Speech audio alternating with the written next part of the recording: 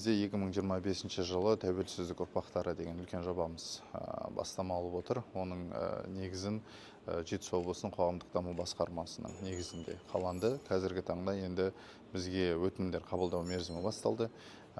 Осы күнге дейін бізде 2023 жылдан бастап 20-ға жуық жастарға 3 миллион теңгеден ақша бөлінген, яғни 60 миллионға жуық ақша бөлінді.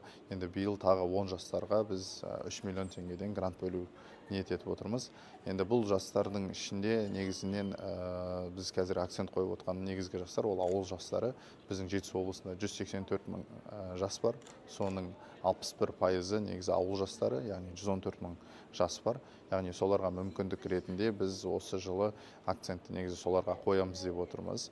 Онымен қоса негізі 6 бағыты бар. Оның ішінде ауыл шаруашылық бағыттары, қолөнер бағыты және экотуризм бағыттары қазір негізге алып отырмыз. Нәтижесі әлі күнге дейін ол жастар өздерінің жұмыстарын жалғастырып келе жатыр. Біреулер өздерінің кәсіптерін ашты. Енді олармен бөлек біз жаңағыдай аналитика жүргізген болатынбыз. Негізі өте жоғары деңгейде дамып келе жатыр.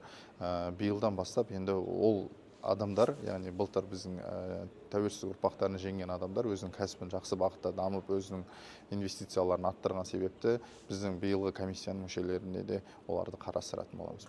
Комиссия мүшелері бар, енді қоғамдық даму басқармасы болғандықтан бұл жерде тікелей негізі осы басқарма қарайды, бірақ оның ішінде енді үйлестіруші ретінде Жетісу жастары мекемеміз өзінің жұмысын жалғастырады.